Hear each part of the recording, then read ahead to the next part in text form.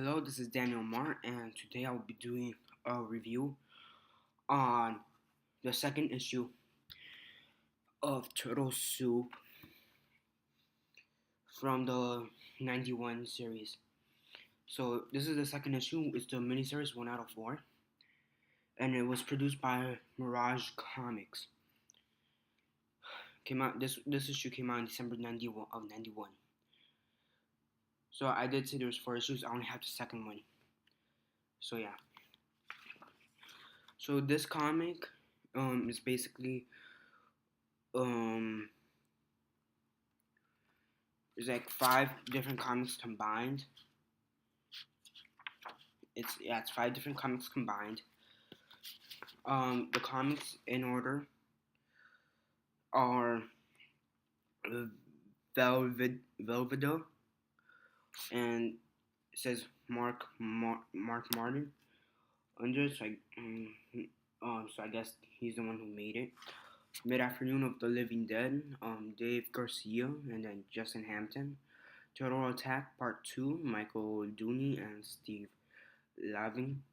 Alternate Turtles of the Moon, Don Simpson and Steve Laving.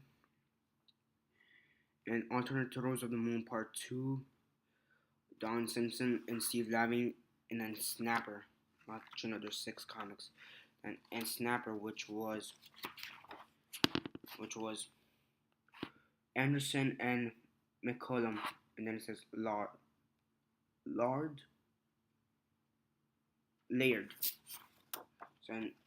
So here's the table of contents. See, so yeah, 6 different comics. So 6 comics. Most of them are, made by different people. So I'm gonna go do a quick review over each one. The first one being Velveeta, and basically the official title is Velveeta and the One That Got Away. So it's basically the title. And this issue is kind of funny. It's basically like a parody issue. It basically features a Leonardo and then like a Mickey Mouse, or like a combination of Mickey Mouse and Splinter type of character. Basically, they're just fishing out there. The fish they catch is a mutated fish, and it's pretty funny. It's a pretty comical issue. Here's a picture of the Leonardo, and then a picture of like the Mickey Mouse type of character with like the Mickey Mouse Splinter type of character with the fish is right here. Basically, Leonardo gets is fishing, gets trapped inside the mutated fish, gets out, and that's it. It's a pretty funny one. I like the artwork on this one. It's pretty funny. It's and it looks so cartoonish. It's funny. It's comical, and yeah, it's comical and it's pretty funny. The second one is Mid-Afternoon of the Living Dead. Basically, this this container from space with worms in it basically came from space, and basically the dead are rising, and the turtles actually managed to take some out. Here's the page where they're taking all of them out. And the reason all these people turn into zombies because the worms, are like mutated worms, so they turn the people into zombies. They later used the worms as bait for fishing, as seen in this pretty cool splash page.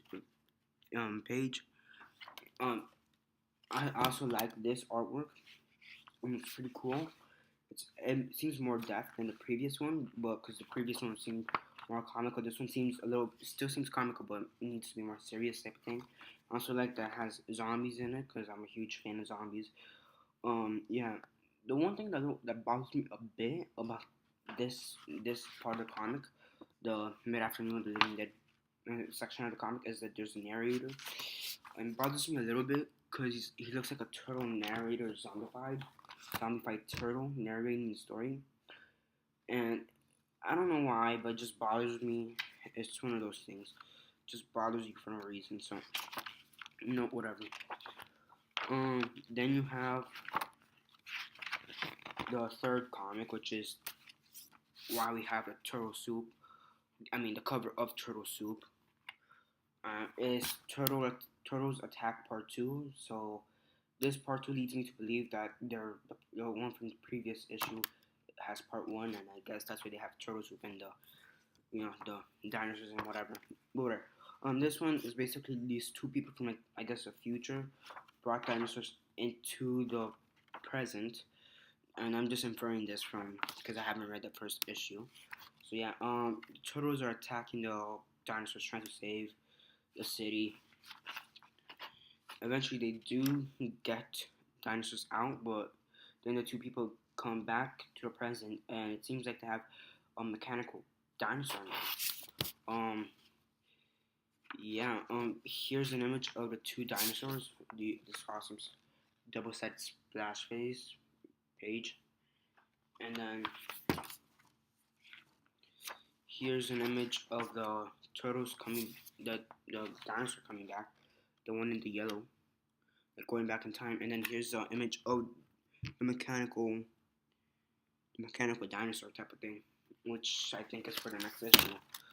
And since I haven't read, it's the only one I read from this miniseries, I really want to know. Next is Tales of the Alternate Turtles. No, Tales of the Alternate Turtles on the Moon. There's two parts to this, so I'm gonna treat.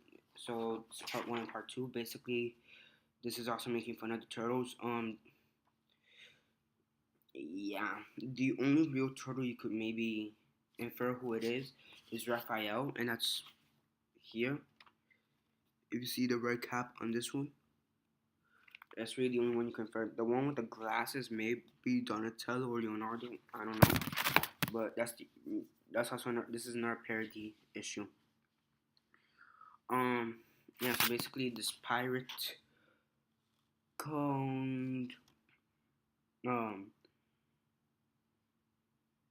Captain Scalybeard basically kidnaps him because he wants to find treasure on the moon, which they eventually do.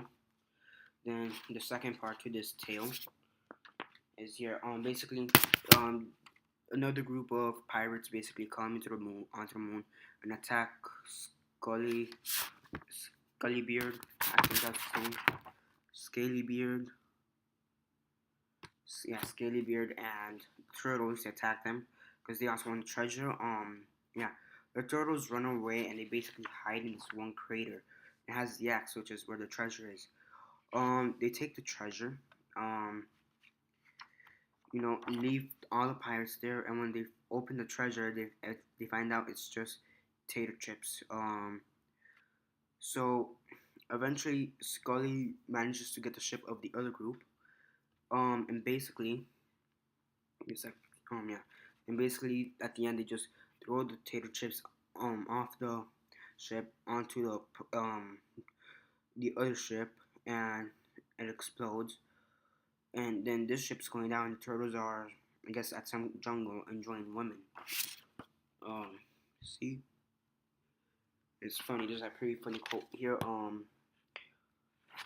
One of them says, "Boys, some tater chips would sure hit the spot though." It's pretty cool. I also like the artwork on this one, though it's pretty similar to in both the alternate ones. It's pretty similar to the one of the previous one, Turtle Attack, though it has a bit more cartoonish look to it, which I also like. The last one is Raphael Snapper. Yeah, here. Basically, Raphael is basically dreaming of April's new pet turtle, which is a snapper turtle. The snapper turtle bites Raphael, and he basically goes crazy inside his dream of Snapper trying to like order him, trying to like tell him what he should be, what he could be.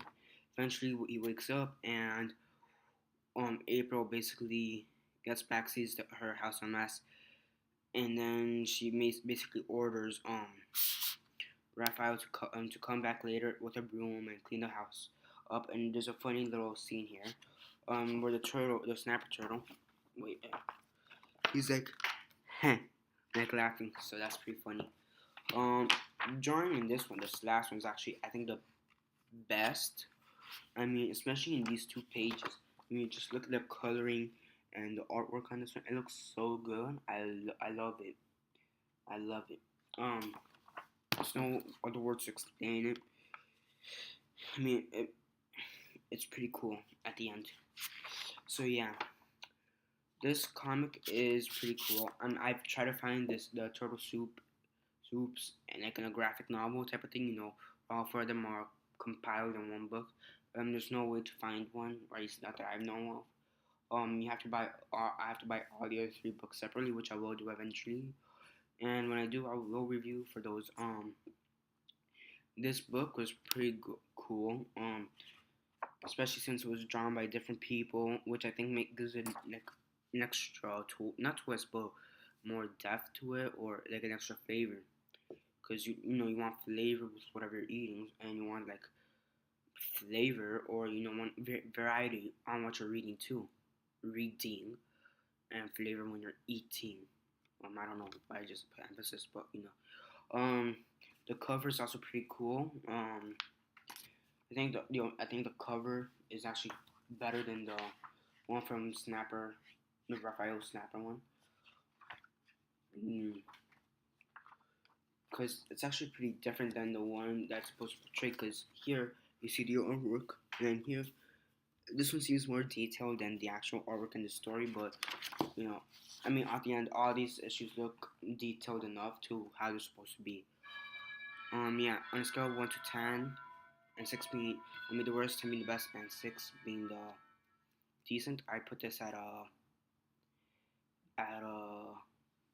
7. So yeah, this is Daniel Marr, and goodbye.